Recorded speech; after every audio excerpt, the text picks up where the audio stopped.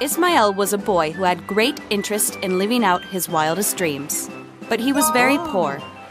Since he loved the ocean, he decided to become a sailor and save his pennies by working on a boat.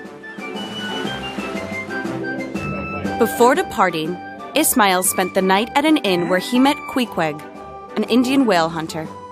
They became fast friends and decided to travel together.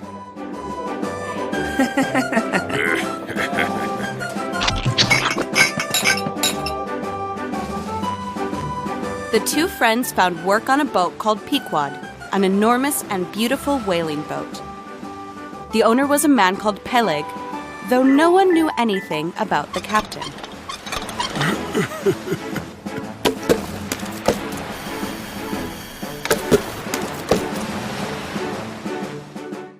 After days on the high sea, Captain Ahab finally appeared. He was a man who always seemed angry. He had a large scar on his face, and his peg leg was made of a whalebone.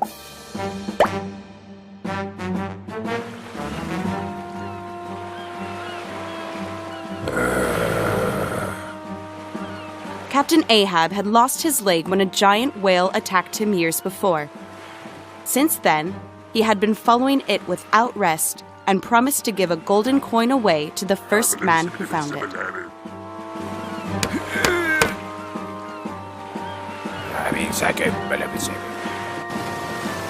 The sailors called that whale Moby Dick, and they claimed it was as big as it was dangerous, and that its skin was whiter than sea foam.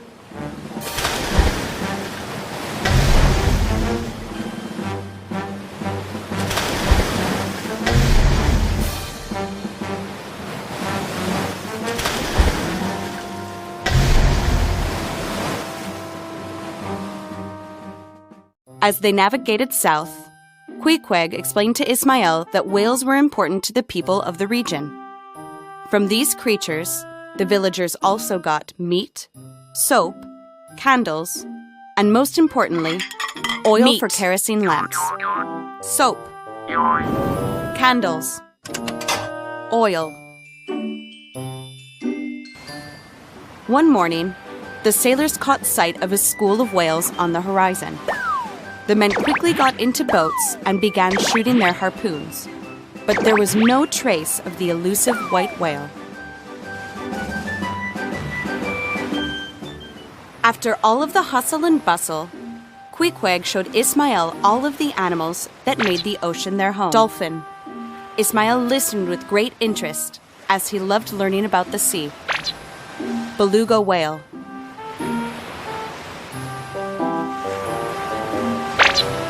Killer whale.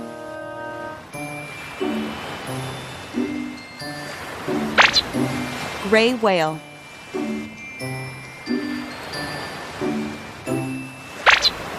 Sperm whale.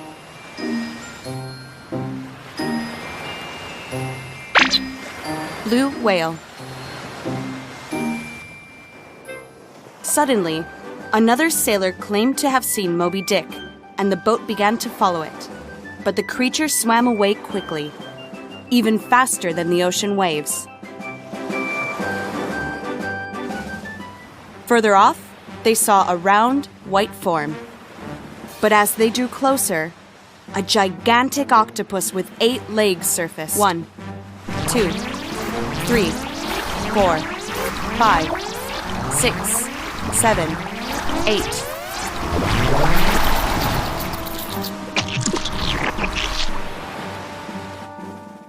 They managed to escape it, and the Pequod again set course to sail the 7 seas to find Moby Dick. The Atlantic Ocean.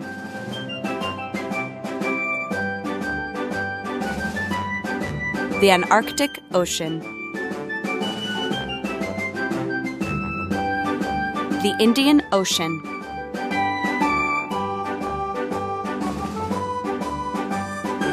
The Pacific Ocean.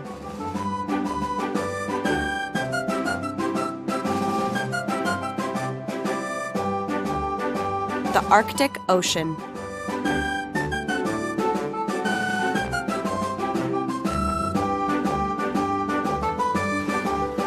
While the Pequod crossed the Pacific Ocean, A great storm surprised the crew. Tornadoes, typhoons, and huge waves shook the boat, preventing it from following its course. Storm.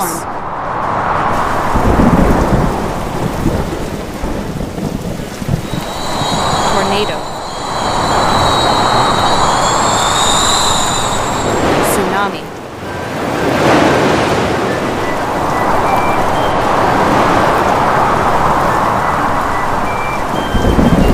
Lightning bolt. After the storm, the sailors didn't know where they were. Ahab tried to use his compass to orient himself, but the storm had ruined it. North, west, east, south. In that very moment, another whaling boat appeared. It was called Raquel. Its captain indicated where he'd last seen Moby Dick, and Ahab, determined to capture it, ordered the boat's course to follow it. Finally, the crew arrived to where Moby Dick had attacked Captain Ahab. Grumpily, he climbed the crow's nest and saw the animal from there, surfacing and puffing between the waves.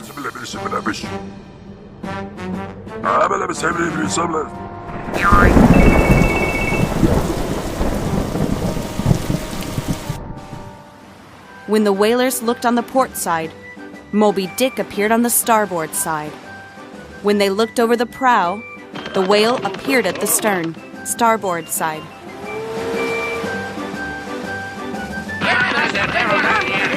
Port side.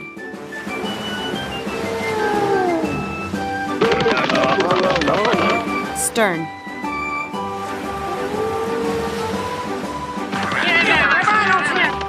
Prow.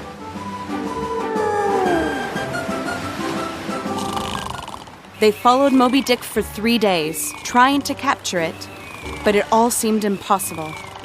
The men were exhausted, all except for Captain Ahab, who continued insisting it be captured.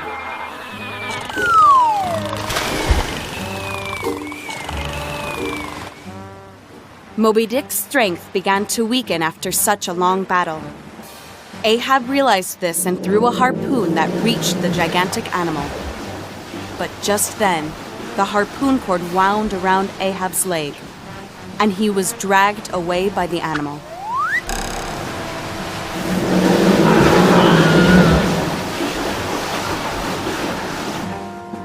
Moby Dick had grown so furious that his strong jaws ripped the boat in two.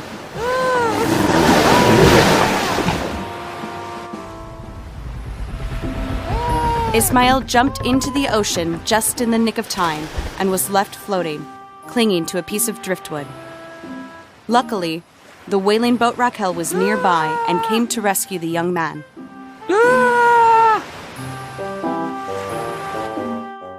And that's how Ismail became the only survivor of the legendary shipwreck. From that day on, he dedicated his life to narrating the great deeds that the crew of the Pequod lived that day, and the obsession that eventually led to disaster.